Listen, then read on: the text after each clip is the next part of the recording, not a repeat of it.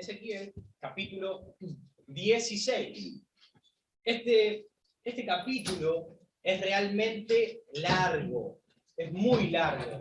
Tiene 63 versículos, así que no nos vamos a enfocar en ir versículo por versículo. Voy a tratar de abarcar el mayor contenido, tratando de tocar un poco menos de los versículos, porque es muchísimo y no quiero dividirlo en tantos mensajes. Así que nuestro título, el título de este mensaje es Su belleza, no la nuestra. Su belleza, no la nuestra. Y el tema a tratar es el pecado que ciega. La ceguera entorpece el camino. Cuando no vemos lo que tenemos por delante, puede ocurrir que nos choquemos, puede ocurrir que tropecemos, puede ocurrir que nos paralicemos o puede ocurrir que nos desviemos del camino que teníamos trazado. Cualquiera de esas cosas nos va a llevar a tener consecuencias. En este capítulo 16 de Ezequiel, Dios hace un cuadro, Dios hace una representación de un matrimonio, de un hombre y una mujer, para manifestar su relación con Israel, para mostrar de esta manera la unión, la fidelidad, la pertenencia del uno al otro. Y Dios compara a Jerusalén como si fuese esa mujer. Dios es el hombre y Jerusalén es la mujer que estaba desprovista, estaba desnuda, era una virgen despreciada y la toma Dios en sus brazos, quien la empieza a cuidar, la limpia, la prospera y la ama. Pero ella, en su ceguera, pierde la visión correcta del camino para chocar, para tropezar, para desviarse del camino correcto. Jerusalén le fue infiel a Dios por el pecado que ciega. Y esta comparación que Dios establece entre él e Israel, de la misma manera hace Cristo para con nosotros hoy en día. Hoy en día vemos en las Escrituras que Cristo se manifiesta de esa manera. Él es el novio y la iglesia es la novia, para mostrar también ese amor que Él tiene para con nosotros, esa unidad, esa pertenencia, de donde Él nos rescata para tomarnos en sus brazos. Vamos a leer desde el versículo 1, comenzamos. Dice, vino a mí palabra de Jehová diciendo, hijo de hombre, notifica a Jerusalén sus abominaciones, notifícales todas sus maldades, todas sus perversiones, y di, así ha dicho Jehová el Señor sobre Jerusalén, tu origen, tu comienzo, tus raíces, tu nacimiento es de la tierra de Canaán. Tu padre fue amorreo y tu madre Etea. Lo que está tratando de mostrar en estos versículos es que antes de que Israel estuviese en la tierra prometida, que es Canaán, allí en esas tierras habitaban otros pueblos, que eran los amorreos, habitaban los eteos, y eran pueblos idólatras, que fueron sacados por Dios de allí para poner allí, establecer a su pueblo. Pero ahora Israel estaba siendo un pueblo idólatra, por eso lo llama, tus orígenes, tus padres son amorreos y eteos, mostrándole que desde donde se fueron ellos siendo idólatras, ahora continúa de la misma manera Israel en esta tierra. Y les dice así, versículo 4, y en cuanto a tu nacimiento, el día que naciste, no fue cortado tu ombligo, ni fuiste lavada con aguas para limpiarte, ni salada con sal, ni fuiste envuelta con fajas. Y la representación que ahora Dios va a usar para esto es magnífica, es buenísima. Y necesitamos entender qué era lo que estaba tratando de transmitir. Le estaba diciendo a Israel, cuando tú naciste, nadie te quiso. Cuando tú naciste, dice, el día que naciste, no fue cortado tu ombligo, nadie se dignó a venir y a cortar el cordón umbilical, hacerle un nudo para que no se infectase. Nadie fue capaz de hacer eso. Nadie te lavó de toda la inmundicia cuando sales del vientre. Nadie te lavó, nadie te tomó y te saló. La sal se la consideraba como un antiséptico en aquel tiempo. Nadie se dignó en hacer eso contigo. Nadie te envolvió en fajas y te agarró en sus brazos. Versículo 5. No hubo ojo que se compadeciese de ti para hacerte algo de esto, teniendo de ti misericordia, sino que fuiste arrojada sobre la faz del campo, con menosprecio de tu vida en el día que naciste. Cuando en aquellos tiempos generalmente había un parto, se tenía o en la casa o se tenía en donde venía, no había hospitales. Y cuando nacía, caía allí nomás en tierra, si nadie había para atender, ahí en tierra, se revolcaba allí. De esa manera lo muestra. Cuando naciste así estabas, envuelta en tierra, en sangre, en suciedad. Nadie te atendió, nadie te cobijó. En esta misma condición, hermanos, nos encontrábamos cada uno de nosotros. ¿No les parece? Así estábamos cada uno de nosotros antes de llegar a los brazos de Cristo. Estábamos desamparados, menospreciados, sucios por el pecado, solos, sin una esperanza, sin nadie que se compadeciese de nosotros. Muchos preguntándonos, ¿quién me ama? ¿Quién me quiere verdaderamente? Sí, tengo un montón de amigos, todos dicen que son mis amigos, pero eso me sucedía a mí. Y seguramente a muchos le ha sucedido. Así nos toma el Señor. En Efesios 2:12, Pablo lo manifiesta de esta manera. En aquel tiempo estabais sin Cristo,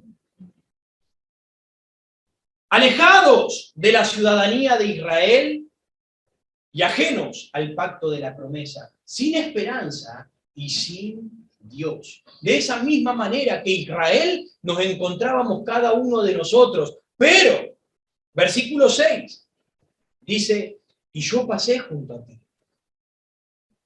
Y te vi sucia en tus sangres. Y cuando estabas en tus sangres te dije, vive.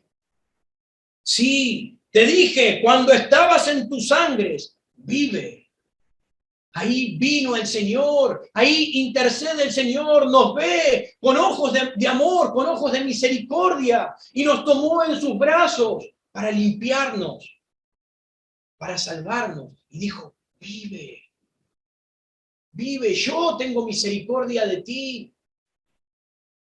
Pablo decía en Gálatas, así que ya no sois esclavos, sino hijos. Y si hijos, también herederos de Dios por medio de Cristo. Así es lo que hizo el Señor. Como tomó a Israel, nos toma a nosotros y nos dice, ya no sos esclavo. Ya no estás en la miseria.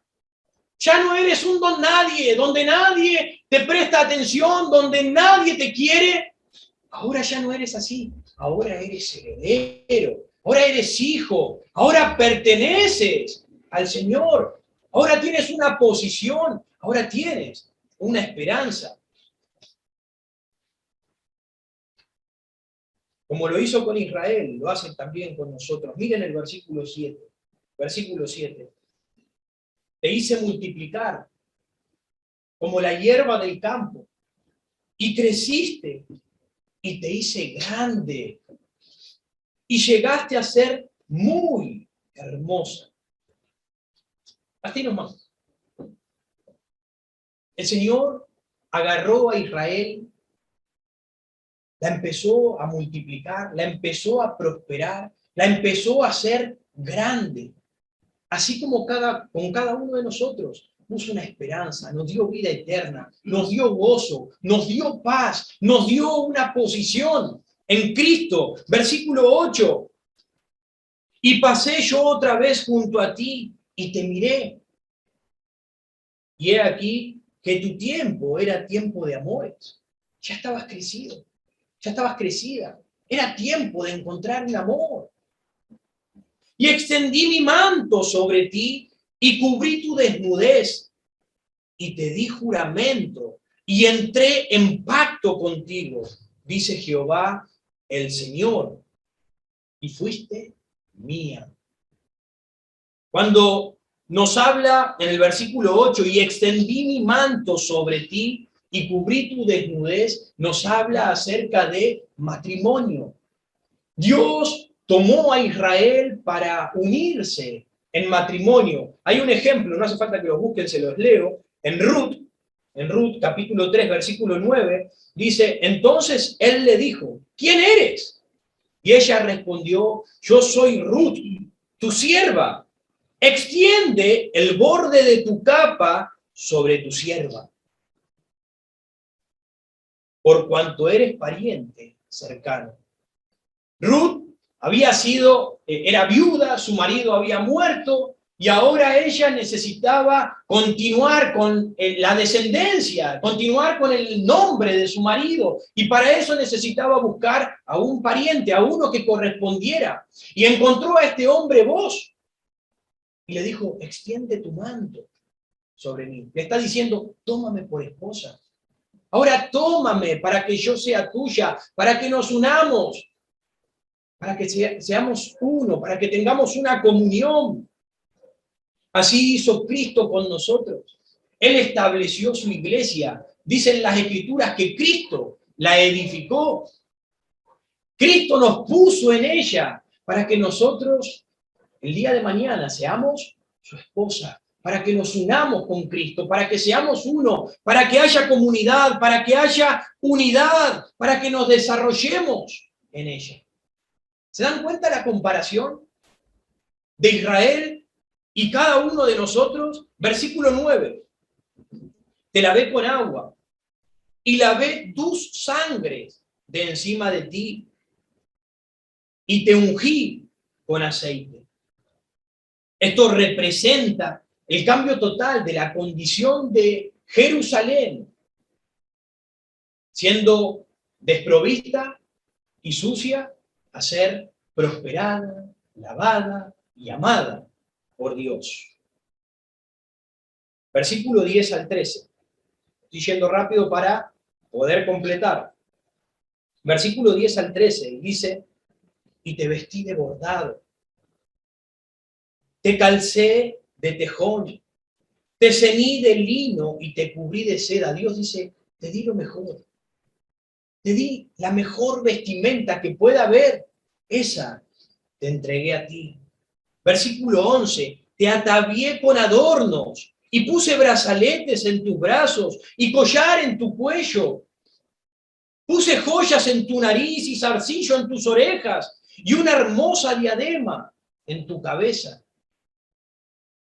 Así fuiste adornada de oro y de plata, y tu vestido era de lino fino, seda y bordado.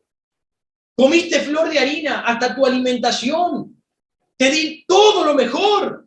Flor de harina, de trigo, miel y aceite. Y fuiste hermoseada en extremo. Y prosperaste hasta llegar a reinar. Yo no sé si ustedes están pudiendo ver toda la historia de lo que fue Israel, comenzando desde ser nada, desde lo más bajo y menospreciada, a ser tomada por Dios, prosperada, vestida, puesta llena de riquezas y de joyas, dándole todo lo mejor, uniéndose en pacto con ella. Dios la puso de la nada, la hizo hermosa, la hizo preciosa, única, llegó a reinar, estaba en la cima. Versículo 14. Y salió tu renombre entre las naciones. tantos que hasta los alrededores la veían y decían, ¡wow! ¡Qué nación próspera! Y salió tu renombre entre las naciones a causa de tu hermosura, porque era perfecta. Pero presten atención a esta parte, que es importantísima. Era perfecta a causa de mi hermosura que yo puse sobre ti. No eras hermosa por ti misma. Llegaste a reinar porque yo puse mi hermosura en ti.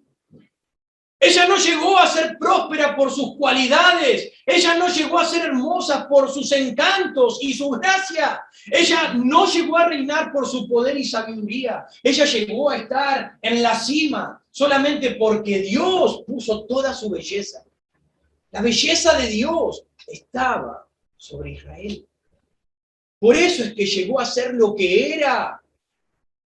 Y de la misma manera, el Señor lo hace con cada uno de nosotros. ¿No lo creen así? Siendo miserables y desprovistos, el Señor nos toma y nos prospera y nos pone en la cima, nos pone en una condición completamente distinta. Javi, ¿no decías? Nunca pensé llegar a estar en el lugar en el que hoy en día me encuentro. De la misma manera yo, en la miseria que vivía, llegar a estar en el lugar que hoy estoy es solamente por la hermosura de Dios, solamente su gracia, su perfección en nosotros. Pero uno podría llegar a pensar, tengo una buena familia, tengo buenos ingresos, tengo juventud, tengo salud, tengo quizás un buen puesto, un buen cargo. Y llegar a creer que todo lo que tenemos o la posición en la que nos encontramos es por nosotros mismos y no por Dios. Y ese es un grave error. El Señor le dice, lo que tú eres, lo que tú llegaste a ser, era por mi belleza, por mi hermosura que yo puse en ti. ¿Cuál fue el problema de Jerusalén? El pecado que ciega.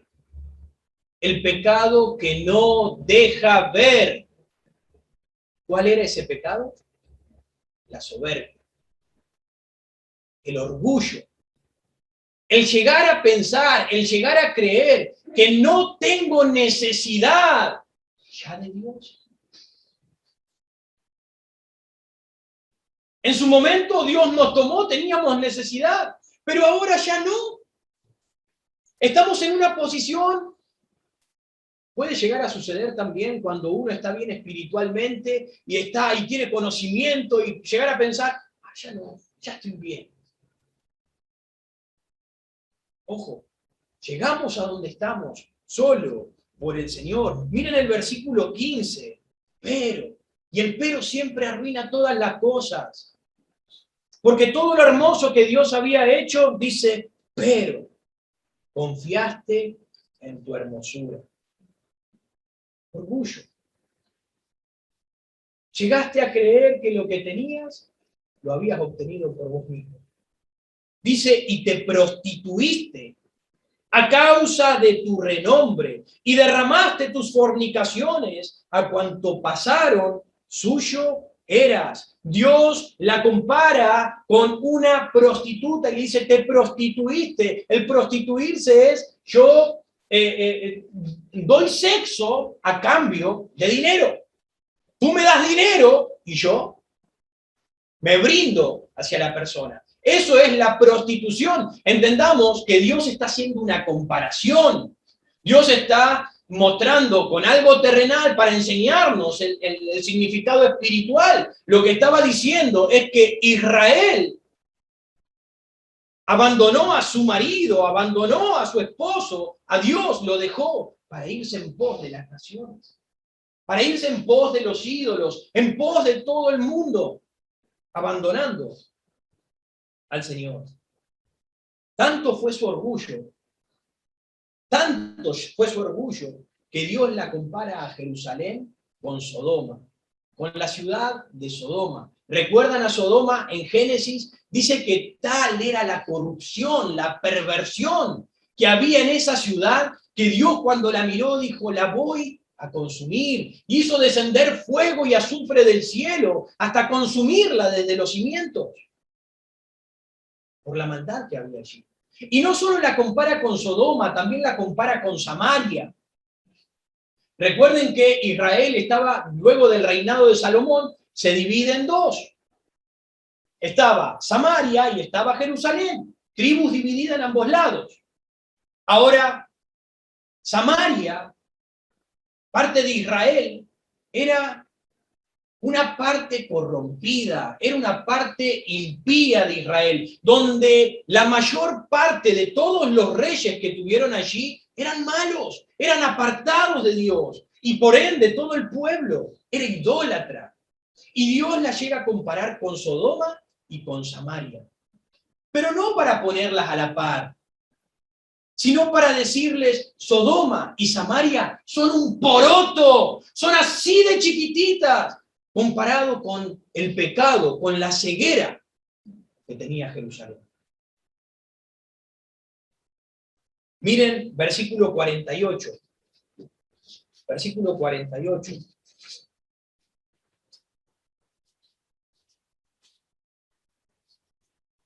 Dice, vivo yo, dice Jehová el Señor, que Sodoma, tu hermana y sus hijas, no han hecho como hiciste tú y tus hijas.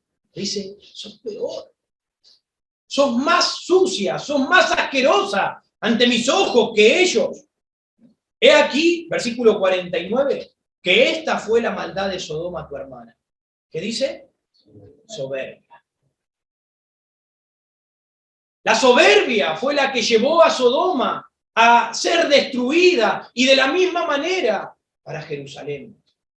Dice soberbia, saciedad de pan y abundancia de ociosidad. Tuvieron ella y sus hijas. Eso las llevó a ser destruidas. Miren versículo 51. Y Samaria, ahora habla de ella, no cometió ni la mitad de tus pecados, a pesar de haber sido una Israel impía.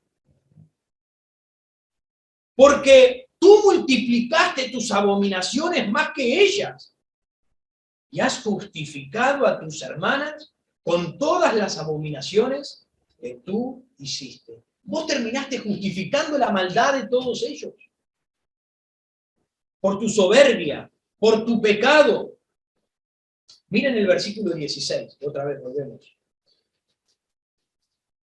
Versículo 16. Y tomaste de tus vestidos y te hiciste de diversos lugares altos. Versículo 17. Tomaste a sí mismo tus hermosas alhajas de oro y de plata que yo te había dado. Y te hiciste imágenes de hombre y fornicaste con ellas. Y tomaste tus vestidos de diversos colores y te cubriste y las cubriste. Y mi aceite y mi incienso pusiste delante de ellas. Mi pan también, que yo te había dado, la flor de harina, el aceite y la miel, con que yo te mantuve. Pusiste delante de ellas para olor agradable. Y fue así, dice Jehová, el Señor. Jerusalén tomó de todo lo que Dios le había provisto. Si se dan cuenta, ella tomó de los vestidos, tomó de las joyas, tomó de los alimentos, todo lo que Dios le había dado y la había hermoseado, usó todas esas cosas para pecar contra Dios. Todo lo que Dios le dio, lo usó para ir en contra de él. ¿Acaso no creen que nosotros hacemos lo mismo? Dios nos pone en una posición, Dios nos provee de tantas cosas, pero nosotros las usamos para pecar contra Él. Las usamos para ir al mundo antes que usarlas para la gloria de Él. Por ejemplo, todos tenemos una computadora, ¿no? Ah, no, pero esa me la compré yo. No, esa te la dio Dios. Esa te la dio Dios. Y tenemos una computadora, pero en vez de usarla para Dios, la usamos para ver cosas que no corresponden. Tenemos un techo, tenemos una casa. Algunos quizás alquilan, gracias a Dios, y otros quizás tienen una casa propia. Gloria a Dios. Pero la usamos para llevar y hacer en ella cosas que no convienen. Llevar gente que no adora a Dios. Usamos del dinero que Dios nos ha dado para ir a lugares y gastarlo en cosas que no son agradables ante los ojos de Dios. Usamos de la libertad que Dios nos ha dado a través de Cristo para pecar contra Él. Para ir en pos de los deseos de la carne. Para ir en pos del mundo. Y estamos haciendo claramente lo mismo que hizo Israel. Dios le dio todo y todo lo que le dio lo usaba para pecar contra Él. Pero a pesar de lo que ha hecho Jerusalén, ni siquiera Dios podía compararla con una ramera. Ni siquiera podía compararla. Miren la condición, la ceguera, el orgullo que llegó a tener, que Dios no la podía ni siquiera comparar con una prostituta. Miren esto, versículo 30. Cuán inconstante es tu corazón, dice Jehová el Señor. Cuán inconstante. Pregúntate si tienes un corazón inconstante. O sea, habiendo hecho todas estas cosas, obras de una ramera desvergonzada, edificando tus lugares altos en toda cabeza de camino y haciendo tus altares en todas las plazas. Y no fuiste semejante a ramera. Miren, en que menospreciaste la paga, sino como mujer adúltera, que en lugar de su marido recibe a ajenos. A todas las rameras les dan dones, o sea, le dan una paga. Mas tú diste tus dones a todos tus enamorados y les diste presentes para que de todas partes se llegasen a ti en tus fornicaciones. Y ha sucedido contigo en tus fornicaciones lo contrario de las demás mujeres. Porque ninguno te ha solicitado para fornicar, ni siquiera te llamaban, ni siquiera ellos te estaban buscando. Y tú, pero ninguno solicitó para fornicar, y tú das la paga en lugar de recibirla. Por eso ha sido diferente. Es impresionante. Dios le dice, no te puedo ni siquiera comparar con una ramera. Ni siquiera con eso. Una ramera recibe paga por entregar lo que entrega. Pero vos ni siquiera recibís una paga, lo haces gratis. Lo haces gratis. Es como la mujer adúltera que se va, engaña a su marido para irse en pos de otro sin recibir nada. Y para peor, no te pagan y vos le pagás a ellos. Vos lo buscás porque ni siquiera te buscan. Vos lo buscás y les pagás para que estén contigo. ¿Quién haría cosas semejantes? ¿Es posible que una ramera pague al hombre? Creo que no. Que entregue sus posesiones más preciadas para poder enroscarse y envolverse con la persona. Pero aunque no lo crean, muchos de nosotros, profesando seguir al Señor, renunciamos a las preciosas recompensas y herencias celestiales. Renunciamos a todas ellas. Gastamos de nuestro tiempo, gastamos de nuestro dinero para ir a buscar cosas en el mundo. Muchas veces el mundo ni siquiera nos llama. Nosotros vamos al mundo porque queremos del mundo. Nosotros vamos, lo buscamos y le pagamos y queremos buscar todas esas cosas. Y nos hacemos semejante a Israel, donde Dios no la podía ni siquiera comparar con una ramera. En vez de hacer tesoros en los cielos, hacemos tesoros en la tierra. Nos comprometemos con el mundo y perdemos la bendición y las recompensas eternas. Esto se llama adulterio espiritual. Y todo el que se involucra en ello sufrirá una consecuencia. Todo aquel que fue tomado por Dios, puesto en alto y usa por la ceguera espiritual, por la ceguera, por el orgullo, usa de lo que Dios le ha dado, de la posición, de la hermosura, para buscar del mundo, va a sufrir consecuencias. Miren versículo 21. Versículo 21. No, perdón, versículo 20.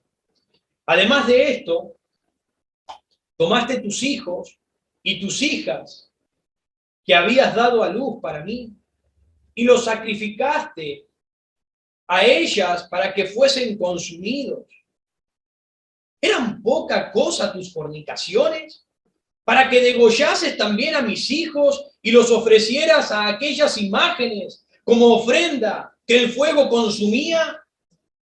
Ellos tomaban de sus propios hijos para entregarlo a los dioses paganos. Los sacrificaban, ciertamente los mataban, los hacían pasar por fuego. Eran sacrificios que hacían. Y Dios hoy nos dice a nosotros, para peor, ¿no te basta el haber usado todas las cosas que yo te di para irte al mundo, que encima llevas a las personas que te rodean, a aquellos que están a tu alrededor, a tus seres queridos, a tus seres amados, a servir al Dios de este mundo, a servir al diablo, a Satanás? A través de nuestras prácticas pecaminosas. Y uno puede decir, pero ¿de qué manera hago que la gente que me rodea sea llevada al infierno? ¿De qué manera hago que adoren al diablo? A través de la desobediencia. A través de usar la libertad que Cristo nos ha dado con motivo para pecar contra Él. Cuando los creyentes, en vez de buscar quizás una pareja, porque fuimos creados para estar juntos, para unirnos el hombre y la mujer, pero en vez de buscar en los caminos del Señor, buscamos los hombres y las mujeres del mundo. El que te rodea, el que te ve y dice, él es creyente, y te ve involucrándote con el mundo. ¿Qué estás haciendo? Cuando tomamos el vocabulario del mundo y lo adoptamos para nosotros, y los que nos rodean y dicen es creyente, ¿qué es lo que están viendo de nosotros? Cuando no obedecemos a la palabra de Dios para satisfacer nuestros propios deseos, ¿qué es lo que la gente que nos rodea está viendo? Ciertamente le estamos cerrando el camino al cielo.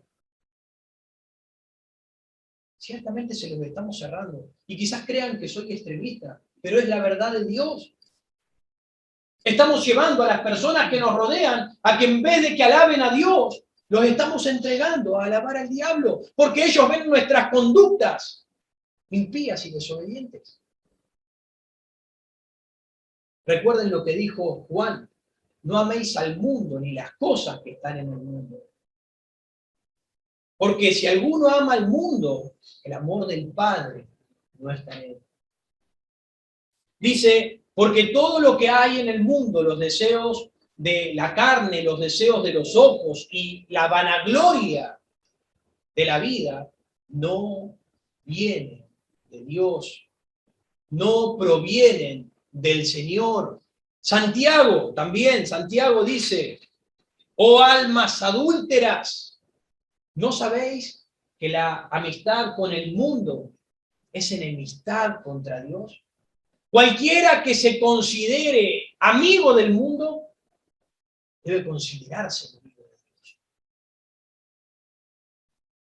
Pablo le dijo a los corintios, ahora bien, se requiere de los administradores que cada uno sea hallado fiel. ¿Cómo te encuentras? Si Dios te ha tomado desde el principio envuelta en pecados, en suciedad, en inmundicia, abandonada, si Dios te tomó, si Dios te dijo vive, si Él te salvó, si Él puso su belleza en ti, si Él te puso en alto, ¿cómo te estás encontrando? ¿Qué es lo que estás haciendo? ¿Te encuentras, serás hallado fiel? ¿O estás amando el mundo y estás usando todo lo que Dios te dio para adorar al diablo? Versículo 22. Y con todas tus abominaciones y tus fornicaciones, no te has acordado de los días de tu juventud. No te has acordado de los días de tu juventud. Versículo 43. Por cuanto no te acordaste de los días de tu juventud, recuerda de dónde has venido. Recuerda de dónde te sacó el Señor.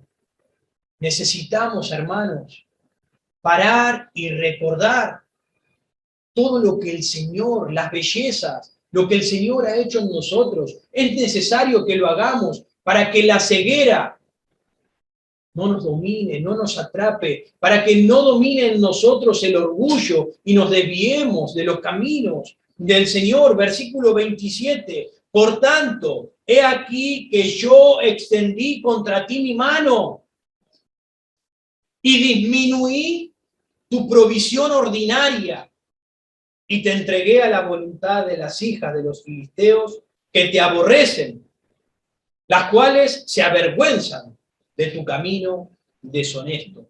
Ojo, conseguir por el camino de la ceguera, por el camino del orgullo en nuestro corazón, creyendo que todo lo que tenemos lo hemos obtenido por nosotros mismos. Recuerden lo que dijo Pablo.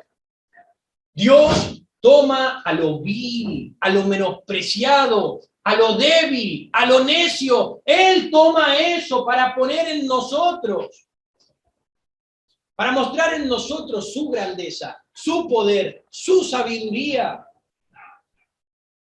En 1 Corintios 1, versículo 20, 25 en adelante, Él nos toma de ahí. Así que ojo con engañarte. No dejes que el pecado te engañe, no dejes que el diablo te engañe, te ciegue con esa mentira. Ejemplo tenemos respecto de esto. ¿Recuerdan al rey Saúl? El rey Saúl no era nadie. Era un simple muchacho. Nadie lo reconocía. Nadie ponía 2 monedas por esa persona para ser rey. Pero Dios lo tomó del fondo, de lo más bajo. Dios lo tomó, lo prosperó, lo puso en la cima, lo puso a reinar, llegó a reinar sobre toda Israel, lo hizo tan grande, tan precioso ante los ojos de las naciones, que llegó un punto en que dijo,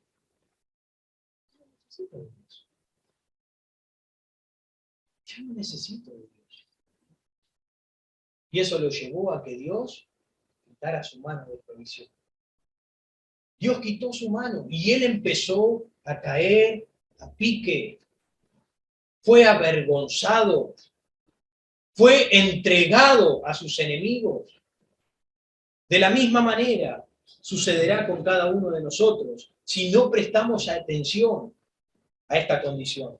Versículo 59, vamos terminando, ya vamos terminando. Versículo 59, 59 y 60 dice: pero más ha dicho Jehová el Señor, ¿haré yo contigo como tú hiciste, que menospreciaste el juramento para invalidar el pacto? Ahora le dice Dios a Jerusalén, ¿yo tengo que hacer lo mismo que tú hiciste conmigo? ¿Debo abandonarte? ¿Debo desecharte? ¿Debo dejarte a un lado?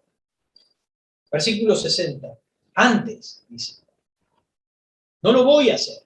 Antes, yo tendré memoria de mi pacto que concerté contigo en los días de tu juventud y estableceré contigo un pacto sempiterno. Aunque un marido mortal pueda despreciar, desestimar, odiar a su esposa promiscua e infiel, Dios nunca lo hará con nosotros. Dios nunca lo hará con nosotros. No lo hizo con Israel y Cristo tampoco lo hace con nosotros. Cristo recuerda que Él nos salvó por su gracia. Él recuerda que puso su Santo Espíritu sobre nosotros. Y a pesar de que nosotros seamos infieles, Él permanece fiel. A pesar de que nosotros seamos adúlteros y transgresores, Él no va a actuar de la misma manera que nosotros. Y Él tendrá misericordia. Él se acordará de ese pacto que hizo con nosotros. Versículo 62. Sino por mi pacto que yo confirmaré contigo y sabrás que yo soy Jehová. La última parte del versículo 63, luego de la coma, dice, cuando yo perdone todo lo que hiciste, dice Jehová el Señor. Después de advertirles lo que va a pasar por su orgullo, por su ceguera, por su pecado, Él les recuerda sus misericordias. Él aún así te sigue recordando. Él aún así te sigue diciendo, yo soy paciente y misericordioso, yo te amo. Tienes tiempo todavía de arrepentirte. Tienes tiempo todavía de volverte a mí, de restaurar tu vida, porque yo recuerdo ese pacto. Israel, se cumplió parte de ese pacto cuando Israel volvió de Babilonia a su tierra, con un corazón arrepentido y renovados a través de Dios. Pero se cumplió y se cumple todavía más a través del Evangelio, a través de nuestro Señor Jesucristo, habiendo traído la salvación en Israel, trayéndole salvación al judío. De esa manera el Señor sigue mostrando sus misericordias para un pueblo rebelde. Debemos recordar que Dios nunca dejará que perezca el pecador humillado que busca de la gracia de Dios. Nunca va a dejar que perezca. El Señor va a tener misericordia a través de la fe en nuestro Señor Jesucristo. Así que necesitamos recordar que el pecado ciega. El pecado del orgullo ciega. Versículo 14 una vez más y concluimos. Versículo 14 dice, y salió tu renombre entre las naciones a causa de tu hermosura, porque era perfecta. A causa de mi hermosura que yo puse sobre ti. Márcatelo. Tenlo en mente. Grábatelo en la Biblia. A causa de mi hermosura que yo puse sobre ti. No te olvides, es su hermosura, es su belleza, no la nuestra. Tengamos cuidado y recordemos de dónde hemos venido, de dónde te recogió el Señor. Recuerda, y eso nos evitará muchos males por venir. Vamos a orar. Bendito Dios, Padre Santo, te agradezco, Señor, por tu palabra. Te agradezco, Señor, por el ejemplo precioso que tú, Señor, nos has dejado a través de Israel, Señor, y por el ejemplo, Señor, y el pacto que tú has hecho con nosotros, tu iglesia, a través de Jesucristo.